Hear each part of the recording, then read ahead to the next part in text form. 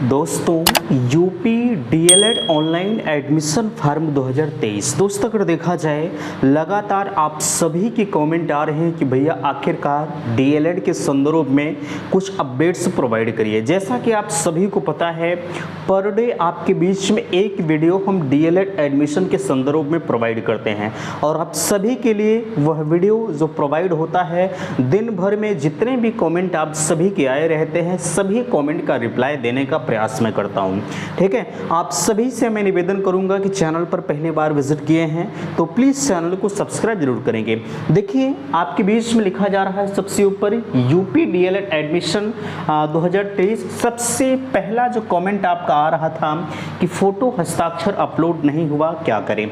आप सभी को पता है अगर देखा जाए पीएनपी की तरफ से जो है एक अपडेट्स आपको प्रोवाइड किया गया है कि फोटो सिग्नेचर आप 1 तारीख तक जो है मध्य रात्रि 11 बजे तक जो है आप अपलोड कर सकते हैं। ठीक है, अगर आपका अभी तक अपलोड नहीं हुआ है तो बिल्कुल आप लगातार प्रयास करते रहिए। ठीक है, आपका जो फोटो सिग्नेचर है वो अपलोड हो जाएगा, आपको कोई समस्याओं का सामना नहीं करना पड़ेगा आपको, लेकिन जो है लगातार परिश्रम करना पड़ेगा। चूंकि वेबसाइट बिजी चल रही है, बहुत सारे अभ्यर्थी जो है आधे अधूरे फॉर्म को भरकर जो है रुके हुए हैं। वैसे हम बात करें लगभग 21,000 अभ्यर्थी जो है वो इनका फोटो और सिग्नेचर अपलोड नहीं हो पाया है, तो वो भी लगातार इसके लिए लगे हुए हैं कि हमारा फोटो सिग्नेचर किसी तरह से अपलोड हो जाए। ठीक है, आप कह रहे थे कि भैया अगर फोटो सिग्नेचर हमारा अपलोड नहीं होता है तो हमारा क्या होगा।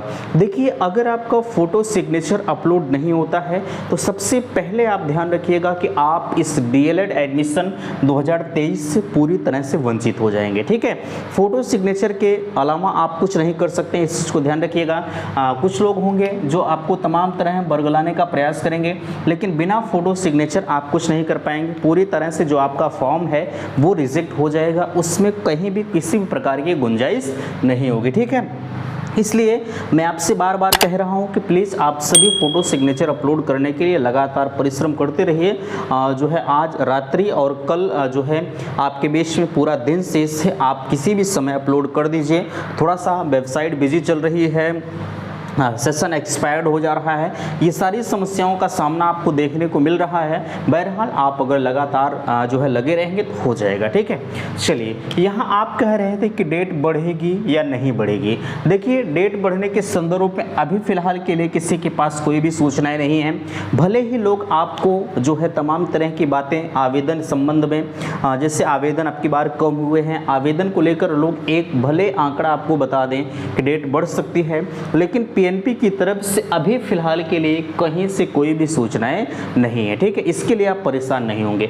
यहाँ हमने संपर्क माध्यम लिखा है, अगर आपको डीएलएड के संदर्भ में किसी भी प्रकार की समस्या होती है तो बिल्कुल आपके बीच में ये नंबर दिया जा रहा है 9452331053। व्हाट्सएप ग्रुप बना हुआ है, टेलीग्राम ग्रुप है, सभी की लिंक मैंने जो है डिस्क्रिप्शन बॉक्स में दे रखी है। अगर आप इच्छुक हैं व्हाट्सएप ग्रुप ज्वाइन करने के लिए तो ज्वाइन कर सकते हैं, टेलीग्राम चैनल ज्वाइन करने के लिए इच्छुक हैं, आप दोनों संपर्क माध्यम में किसी का भी यूज़ कर सकते हैं। समय रहते हुए आप सभी के कमेंटों का रिप्लाई दिया जाता है, चाहे आपने व्हाट्सएप मैसेज डाला है चाहे आप टेलीग्राम पे डालें। ठीक है, ये सारा प्रोसेस हम हर वीडियो में आपको बताते हैं। यहाँ देखिए अब आपके बीच में आ रहा है कुछ लोग डेट बढ़ने का विरोध कर रहे हैं। बिल्कुल ये चीज़ें सही है, हम डेट बढ़ने के पक्ष में जब भी आते हैं तो कुछ लोग इस बात का कटाक्ष करते रहते हैं कि आखिरकार डेट हमारी कब तक एक्सटेंड होती रहेगी। देखिए मैं आप सभी से कहना चाहूँगा आवेदन न आने की वजह से डेट आपकी बढ़ सकती है, बढ़ेगी नहीं। ठीक है, बढ़ेगी नहीं, बढ़ भी सकती है, नहीं भी बढ़ सकती है। ठीक है, इसके बारे में मुझे नहीं पता, लेकिन कुछ लोग इस बात के जो है विरोध में आ रहे हैं कि डेट नहीं बढ़नी चाहिए। यार अगर 2-4 दिन डेट बढ़ रही है, 10 दिन डेट बढ़ रही है तो उससे आप कुछ लोग कह रहे हैं कि भैया हमारा सेमेस्टर लेट हो जाएगा। अरे आपका सेमेस्टर अकेले लेट नहीं होगा। ठीक है, डीएलएड का जितने भी कैंडिडेट रहेंगे, ऐसा नहीं कि आपका सेमेस्टर अगर पहले चला देंगे परीक्षा आपकी पहले करा लेंगे, नहीं, प्रथम सेमेस्टर की सभी की परीक्षाएं एक के साथ होंगे, इस चीज़ को नोट कर लीजिएगा। भले ही आपका सेमेस्टर 10 दिन पहले से चल जाए और पीछे जिनका एडमिशन वो 10 दिन लेट से चलेगा, लेकिन परीक्षाएं सभी के साथ में होंगी, किसी की अलग नहीं होती।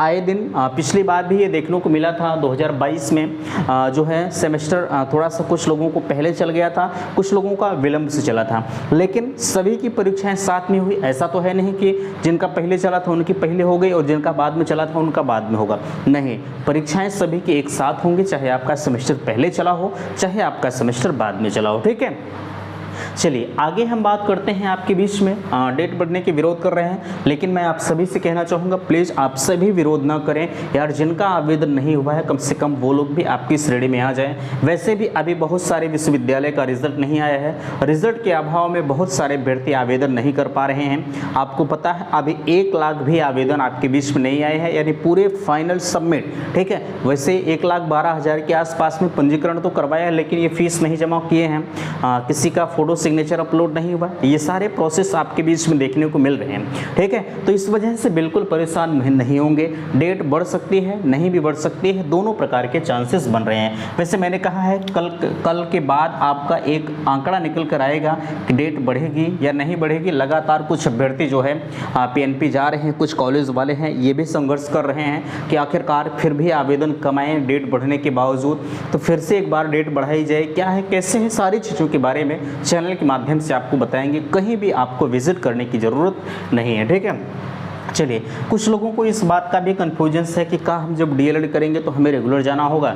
देखिए सबसे पहला चीज़ आप ध्यान रखिएगा कि यह प्रशिक्षण कोर्स है, प्रशिक्षण आपको रेगुलर जाना ही पड़ता है। भले ही आपके कॉलेज वाले आपको छूट दे दें कि आप मत आइए, आप 10 दिन में 1 दिन आइए, जो है क्या है कैसे हैं, हालांकि ये प्रोसेस देखने को मिलता है, आए दिन आपने देखा होगा, लेकिन जो अगर प्रमाणित देखा जाए तो ये रेगुलर आपको जाना पड़ता है। ठीक है, ये प्राइवेट आपका नहीं होता है, आप पर डे आपके लिए क्लासें खुली रहती हैं, भले ही कॉलेज वाले क्लास ना चलाएं वो बात की बात है, लेकिन आप डाइट में देखेंगे तो डाइट में 100% आपकी जो उपस्थिति है वो कंपलसरी होती है। ठीक है, बहुत सारे डाइट वाले होते हैं वो भी इसी तरह से फाके मस्त हुए घूमते रहते हैं, लेकिन अधिकतर लगभग 98% डाइट जो होते हैं वो अपनी क्लासें को रेगुलर चलाते हैं। ठीक है, चलिए यहाँ डाइट और प्राइवेट में अंतर आप पूछ रहे थे।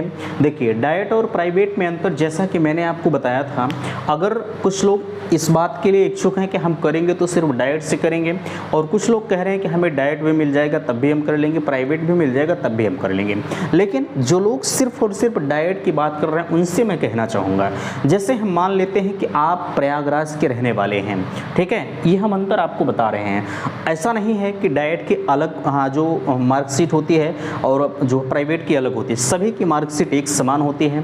टेट सीटेट आपको भी देना है, टेट सीटेट उन्हें भी देना है, यानी वरीयताएं सभी की एक ही होती हैं।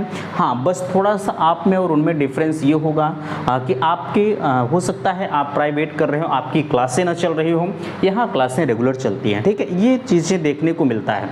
बहरहाल ये बात की बात है। ठीक है, लेकिन जो स्पष्ट हम आपको बता रहे थे, जैसे हम मान लेते हैं आप प्रयागराज के रहने वाले हैं और आपको मिल गया हरदोई डाइट। ठीक है, हरदोई डाइट अगर आपको मिल गया और आपने डाइट ही ठाना है कि मैं डाइट से ही करूंगा, तो यार जरा सा विचार करें, आप प्रयागराज के रहने वाले हैं, जैसे हम मान लेते हैं कि आपकी जो सोर्स ऑफ इनकम है या बैकग्राउंड है वो अच्छा खासा है, तो आप हरदोई में आप जा रहे हैं तो आप वहाँ का खर्चा वहन कर लेंगे।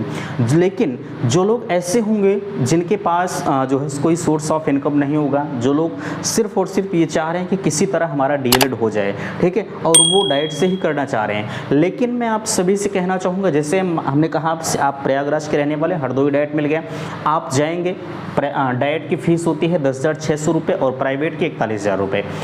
ठीक है, ये फ़ीस होती है, लेकिन आप हरदोई में पहुंच गए, वहाँ पर आप रूम लेंगे, रूम लेने के बाद आपका जो और भी अलग खर्चा होगा खाने पीने का, रहने का, ये प्रोसेस अगर मिला के देखा जाए तो कम से कम हर मंथ आपका 5,000 रुपये खर्चा आएगा।